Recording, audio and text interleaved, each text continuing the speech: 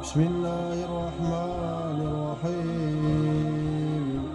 Allahumma salli ala Sayyidina Muhammad wa ala ali Sayyidina Muhammad.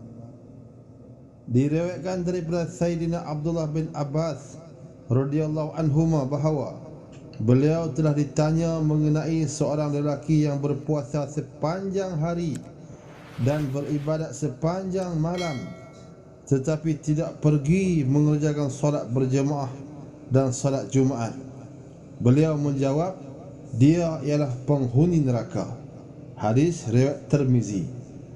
Walaupun dia akan diazab untuk beberapa masa yang tertentu, kemudian akan dikeluarkan daripada neraka disebabkan dia ialah seorang Islam, tetapi kita tidak mengetahui berapa lama dia terpaksa berada di neraka.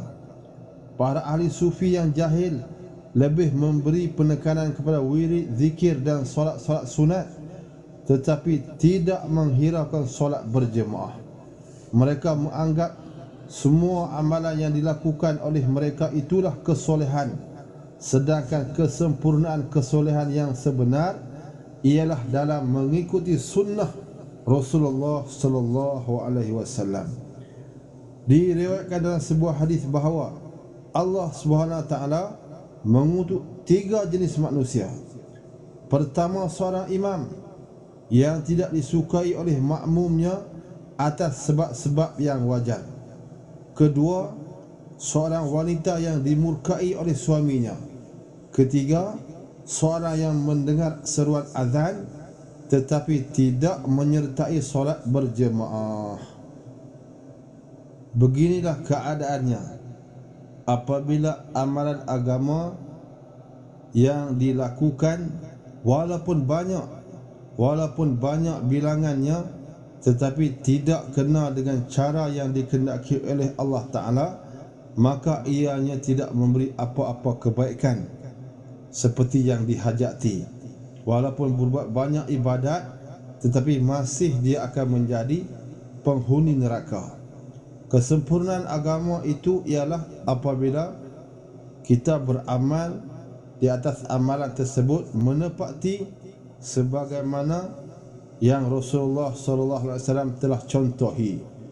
Jika engkau bertanya tentang Al-Quran kepada iblis, dia akan menerangkan dengan sangat jelas, kerana iblis tahu bila ayat itu turun dari langit.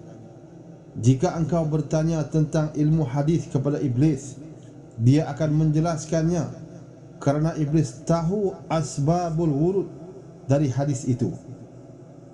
Jika engkau bertanya tentang kisah para nabi, iblis akan dapat menceritakannya, kerana dia sudah ada sejak Nabi Adam masih berada dalam syurga.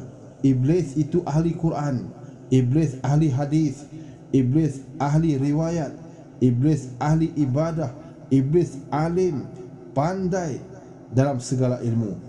Tapi iblis tidak pernah menjadi kekasih Allah, kerana dalam diri iblis ada kalimah, aku lebih baik dari kamu.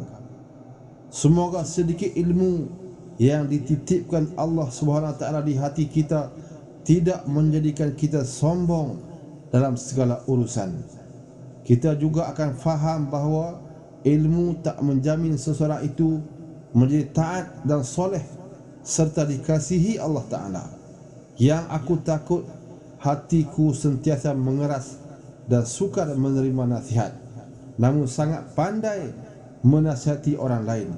Yang aku takut, aku merasa paling benar sehingga merendahkan yang lain. Yang aku takut, egoku terlalu tinggi hingga merasa paling baik di antara yang lain. Yang aku takut, aku lupa bercermin diri sendiri, namun sibuk berprasangka buruk kepada yang lain.